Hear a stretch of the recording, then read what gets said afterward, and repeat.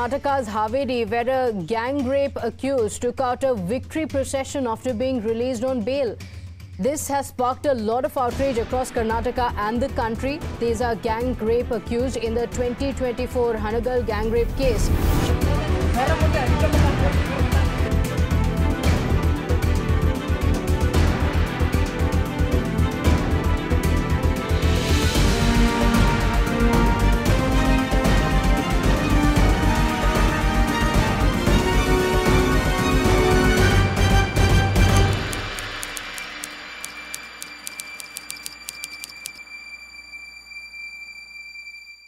आम देशर जुडिशियरी अथवा न्यायिक व्यवस्था कथा जितेबाला आमे माने भाबू तेबे आम मनरे अनेक प्रकार संदेह सृष्टि होता है। यही संदेहटी सेतेबेले आहरी अधिक दाना बांधे जितेबाला आमे सोशल मीडिया रे एभली किछि वीडियो देखिया को पाऊ। आरंभ रे जो वीडियोटी आपण देखिया को पाइले ताहा विगत 2 दिन तलर घटना। वीडियोटी होची कर्नाटका अक्कियालूर सहरर।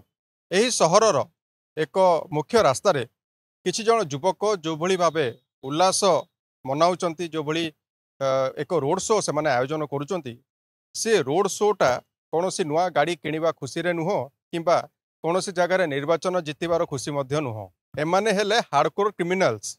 आको नारे पूर्वरु अनेक गुडे केस रहिछि। एई जो किछि जन युवक देखुचंती एवं ताको जो सहयोगी माने पाखापाखि मिसाई देले 20 जन हेबे। राजरास्ता रे खुशी मनेबार कारण हैला कि से माने 2 दिन तले बेल रे बाहरी चंती जेल रू बाहरी बेल मनेबार खुशी एमान को मुंडरे एते आकार चढ़ी जाइतिला कि से माने किछि मुहूर्त पय भूली जाइतिले कि से माने को कारण पय जेल जाइतिले। जनवरी 2024 कर्नाटका रो हावेरी रो घटना। जणे युवती को किछि जण युवक मिसिकी एक एकांत स्थान रे नेकी ताको सहित गणदुष्कर्म करथिले। एई गणदुष्कर्म रे 7 जण को अरेस्ट करा जाइतिला एवं परवर्ती मुहूर्त रे तांको जेल पठा जाइतिला। किंतु गोटे वर्ष जेल रहिबा परे से युवती जनक कौन है के जाने अचानक भावे युवक मान को चिन्हट करिया पय मना करदेले किंबा से चिन्ही पारले नाही। एहा जोगु लोअर कोर्ट कर्नाटकर एक लोअर कोर्ट एमान को बेल देथिला। बेल पाइबा परे एमान को स्वागत करिया पय जेल बाहरे आको सहयोगी माने उपस्थित थिले। एहा परे नामी दामी गाड़ी रे एमान को रोड शो बाहर करा जाइथिला। ए रोड शो रो वीडियोटी भाइराल हैला परे आमे देखिबा को पाइले जे एहा को नेकी सोशल मीडिया रे एक प्रकार विरोध रो वातावरण सृष्टि हैला। ए जिंसो को नेकी अनेक लोक विरोध कले। विरोध रो कारण थिला कि जेल रो बाहरी थिबा क्रिमिनल माने को भली हिसाब रे गोटे रोड शो आयोजन करचंदी एवं बिना पुलिस रो कोनोसी कटकणा रे एमाने ए जिंसो को गोटे पर्व पळिया भलिया मनैबा चेष्टा करछंती। आमे आपण कहि रखुछु जो 7 जण ए अभियुक्त थिले से 7 जण को मध्यरु ऑलरेडी पुलिस 6 जण को पुणी थरे गिरफ करि सारछि। एतले सोशल मीडिया रे वीडियोटी बारंबार भाबे बहुत आकार वायरल करा गला।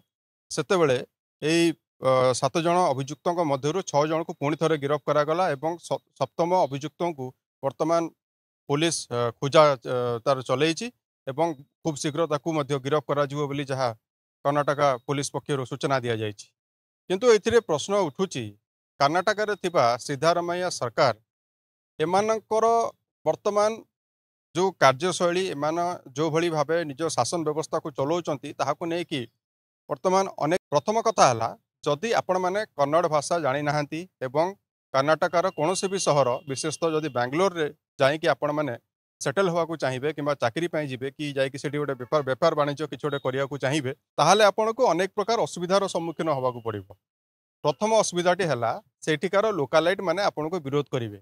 आपण मान को कुहा जिवो कि आपण माने प्रथमे कन्नड़ शिखि के आसंतु, कन्नड़ शिखिला परे आपण कर्नाटक रे रही परिबे। टैक्सी वाला रु आरंभ करी कि नेता मंत्री जाए समस्त संगे जोगाजोग करिया पई आपण को कन्नड़ शिखिबाटा कंपलसरी करा दिया जाइछि। सोशल मीडिया रे आपण जोठी भी जो पोस्ट भी घांटंतु से पोस्ट रे कोनसी ना कोनसी आकर गोटे ग्रुप आज्ञा करा जाइछि। ए ग्रुप रे किछिटा किछि तो नुह हजार हजार मेंबर अछंती जो माने दिन राति विभिन्न कारण को धरिकी से माने बाध्य करछंती लोक कि आपण माने कन्नड़ कहंतु। किछि दिन तळे गोटे स्टेट बैंक ऑफिशियल को वीडियो मते भाइराल हेतिला जतबेले जणे महिला कर्मचारी को कहा जाइतिला कि आपण कर्णाटका रे जदि अछंती तेबे आपण निहाती भाव कन्नड़ शिखा दरकार आम बैंक रे कन्नड़ व्यतीत और कौन भाषा एलाउड नहीं।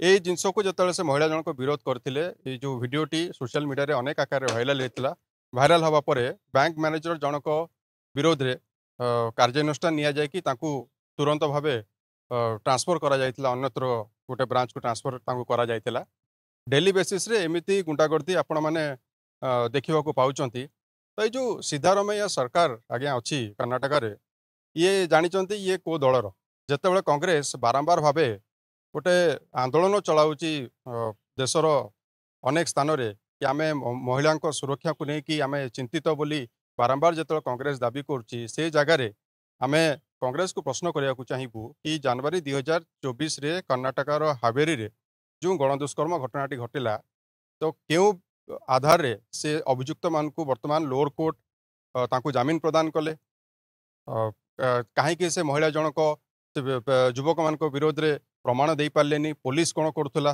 पुलिस कहीं नहीं कड़ा कार्यानुष्ठान नहीं पारा ना एमती अनेक प्रश्न उठुची जो गोटे महिला साधारणतः आम देखू गोटे दुष्कर्म शिकार होता महिला तांको उपरे अनेक प्रकार चाप थाए प्रथमे तो से मानसिक स्तर रे से बहुत हिसाब रे निर्यातित होइकी थांती। द्वितीय कथा है जितेबाला जड़े दुष्कर्म पीड़िता महिला यही बयानटा दे थाए कि मुझे दुष्कर्म अभियुक्त मान को चिन्ह पारू नहीं ये पछरे अनेक गुमर कथा थाए। आज जो दुष्कर्मकारी मैंने राजा रास्ता उपरे उल्लास मनाउचंती निज बेल पाइबा खुशी रे ताहा आम समाज रे केवल एक खराब मेसेज ही स्प्रेड करूनी किंतु सिद्धारमैया सरकार पारिबा पणिया को लेकिन अनेक प्रश्न उठुची।